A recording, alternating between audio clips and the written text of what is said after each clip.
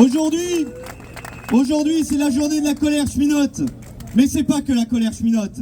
C'est la colère d'un pays, la colère d'un peuple qui est méprisé par un président roi qui se permet tout, qui se permet d'humilier les salariés, qui se permet de leur cracher dessus en permanence et de sortir des pics à chaque fois qu'il ouvre sa bouche. Finalement, on se retrouve avec un président roi qui est le meilleur mobilisateur, qui est le pire président que l'on ait jamais connu, qui écrase la démocratie, qui écrase tout ce qu'il a devant lui.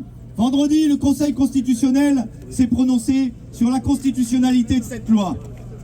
Eh bien, cette loi, elle ressort encore pire que ce qu'elle n'a été votée, ou du moins passée en force par le 49.3. C'est-à-dire que c'est la version la plus ignoble que l'on pouvait avoir qui va être mise par décret par ce président. Et nous lui disons très clairement, tu peux dire ce que tu veux, tu peux dire que tu nous dis toujours la vérité, mais la vérité, c'est cette réforme, elle est injuste, elle est injustifiée pour une simple et bonne raison, c'est que de l'argent dans ce pays, il y en a plein, il suffit d'aller le chercher là où il est, c'est-à-dire dans les poches du patronat, dans les poches du CAC 40, et nous, si tu veux pas y aller, eh ben c'est nous qui allions y aller, c'est nous qui allions y aller par la force.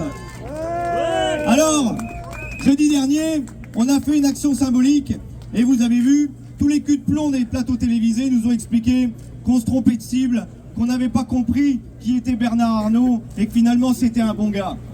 C'est un bon gars qui arrive à augmenter sa fortune de 12 milliards en une journée.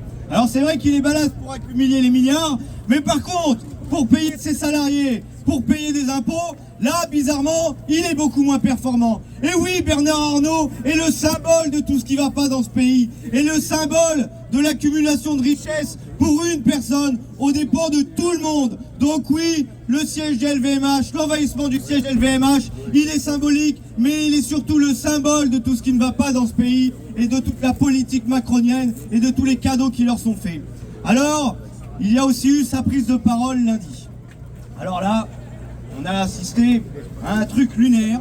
Le mec, il est arrivé, il nous a parlé pendant 15 minutes. On n'a pas compris grand-chose.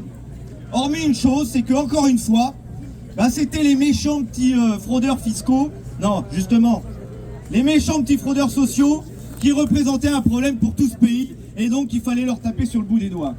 Juste un chiffre pour se rendre compte de la malhonnêteté de ces gens. La fraude sociale, c'est 2,6% de la fraude en France.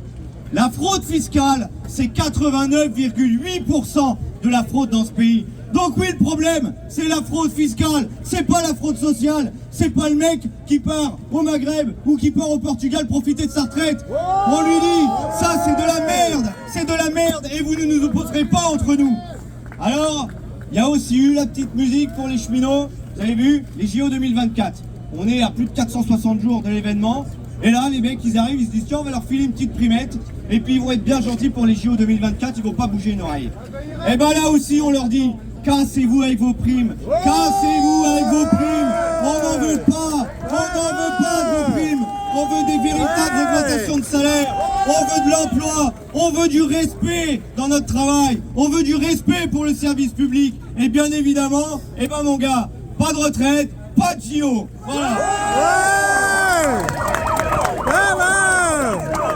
Alors cette journée, c'est une journée d'étape. C'est une journée d'étape pour faire quoi? C'est une journée d'étape pour faire un 1er mai historique. Alors il est déjà historique sur la forme, avec un appel unitaire. Mais il doit être historique surtout par le monde qu'il devra y avoir dans la rue, par le monde qui déferlera dans les rues, que ce soit à Paris ou en province. Il faut que l'on soit le plus nombreux possible, il faut qu'on le tape le plus fort possible et qu'on leur fasse une véritable démonstration de force. Parce que se dire en colère, c'est bien, mais ça ne suffit pas. Il faut que ça s'exprime dans la rue, il faut que ça s'exprime à chaque sortie de ce gouvernement. Parce que oui, nous ne lâcherons rien, nous irons jusqu'au bout, jusqu'au retrait.